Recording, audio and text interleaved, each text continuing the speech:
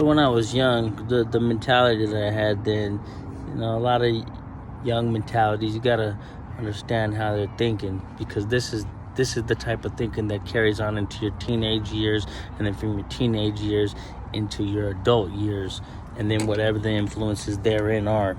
So how I was feeling, I've always been kind of pretty emotional. I've always had a lot of love in my heart. Excuse me. And hatred towards certain stuff too, activities.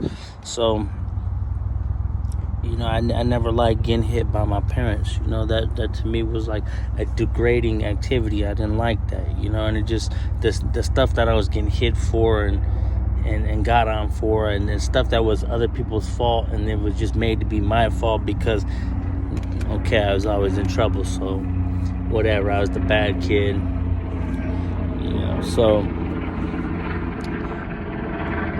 I got depressed a lot because of that. It just felt like I had no say, I had no power. The adults were just the overall say in it. They had the ultimate power.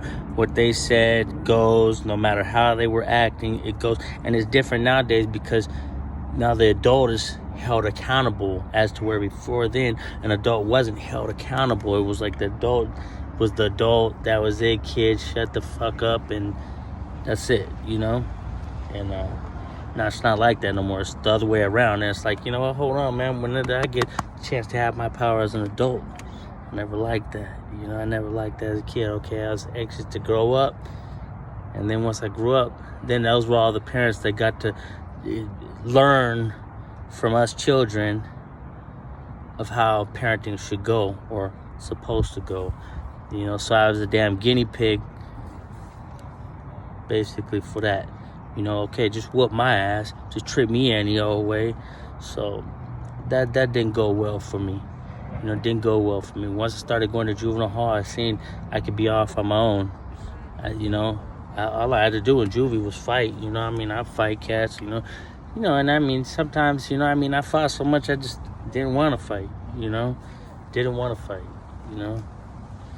I never really just got fucking beat to a pulp, or nothing like that, I had my share of incidents, but I could fight, I always could fight, I could always fight, but I never really liked to fight. I didn't really like to fight. That wasn't my thing.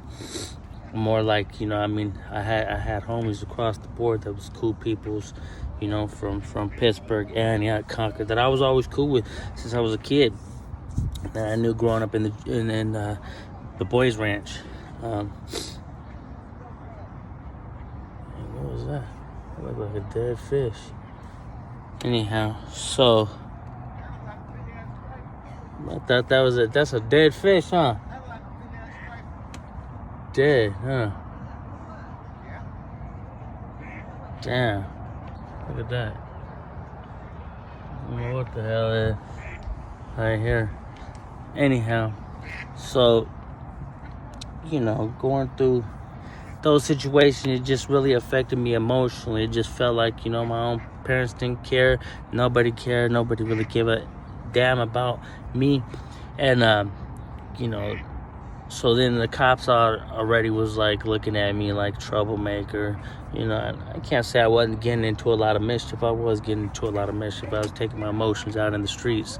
So I go out there and take out the emotions in the streets, While you have some kids, they go kill their parents or do some bad to their parents, I didn't do that, But it's the emotional trauma that I was going through was deep, it was deep. And so I can relate to some of these kids that's all on medication and stuff. I never got on medications, never had to. And regardless of what you go through in life, you have to have your self-control over it, no matter what. I don't care what it is, man. Because there's going to be consequences and repercussions to every activity that happens, whether it be large consequences, repercussions, or small ones. Every activity has a consequence. So, those things that, I was feeling while I was young, I did know that, that I was in control of that. Like, you know what I mean? I could let it go, or I could choose to act on it. And if I acted on it, excuse me, there might be consequences. You know, I didn't really know the extent of the consequences. That's why it's like with these kids, man, these kids need to know about, like, the extent of what the activities are gonna cause them, you know. And then, you know, some aren't gonna care at all. They're not gonna care that, hey, I'll go do this amount of time. You know, they're just emotionally numb to where they're like, I don't give a damn if I go do this time and sit down for a minute, whatever. Kind of hoping that happens, you know.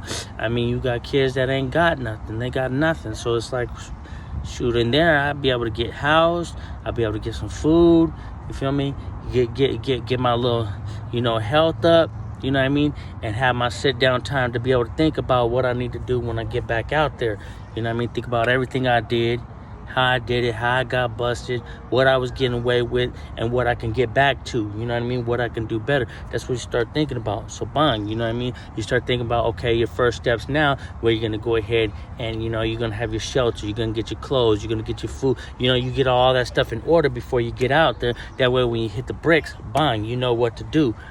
I mean, you know, some kids, they were already doing that, maneuvering. You know, they had squads of kids that, you know, they maneuvered together with. But I just want to speak a little bit about that specific time period and how my emotions were going that really, like, led me to my activities.